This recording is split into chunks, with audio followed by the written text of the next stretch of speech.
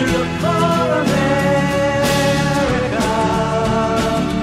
All come to look for America.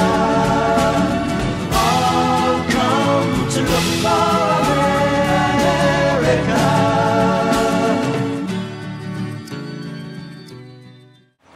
We are here at the university which was founded by Jefferson, which is one of his great achievements, one of many achievements.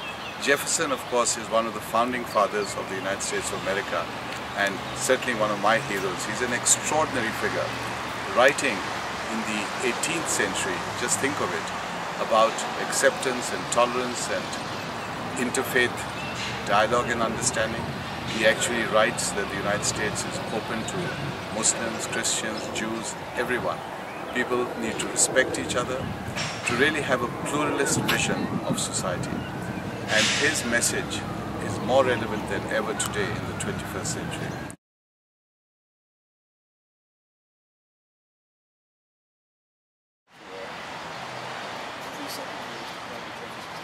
Yeah, on the statue of Jefferson in front of this building, it says religious freedom. There's an angel carrying a book.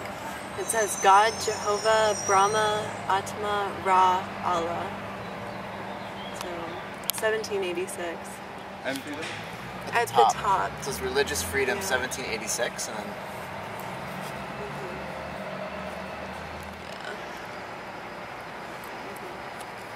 This is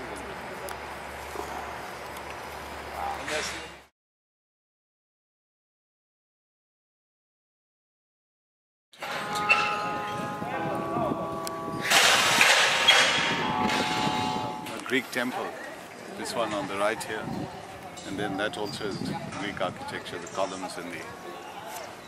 In fact, all of the architecture around the pod is Greek. That's the library?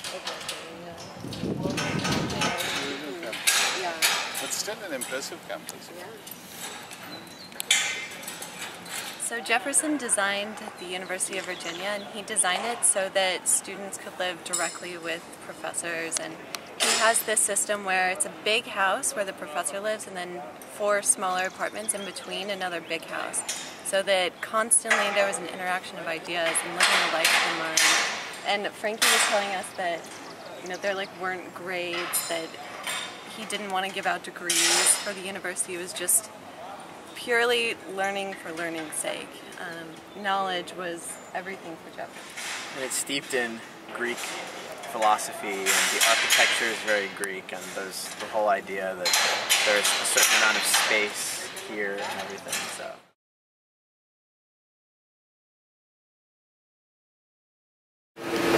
Just think of it, we are on the estate of Jefferson at Monticello, and this extraordinary giant, this intellectual giant, had one of the most amazing libraries. That we're talking of the 18th century, when America is really a wilderness. The tragedy was, by the end, he was so poor that he had to sell his books from his library in order to pay off his debts. And that it was a Jewish person who saved his house after his death from being auctioned off. The fate of a great man.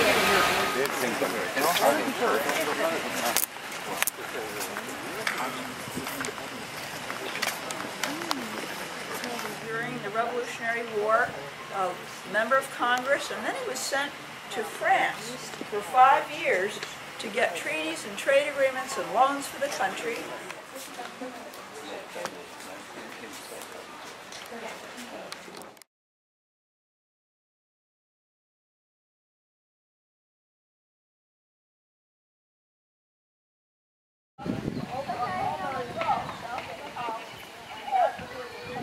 Behind me, that mountain range is the Blue Ridge mountain range. That was the frontier.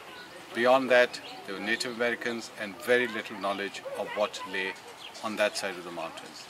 Jefferson's genius was to buy, through the Louisiana Purchase, a size of territory which would double what was then the United States, and immediately, overnight, make the United States a regional power.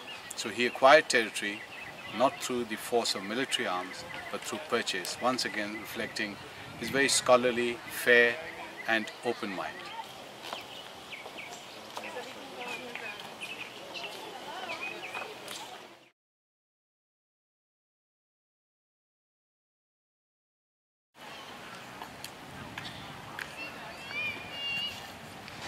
What an extraordinary man.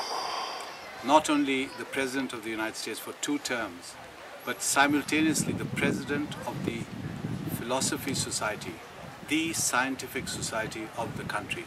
So here's a man who, through the Louisiana Purchase, doubles the size of his country and simultaneously contributes to scientific learning for the whole world, for the world community.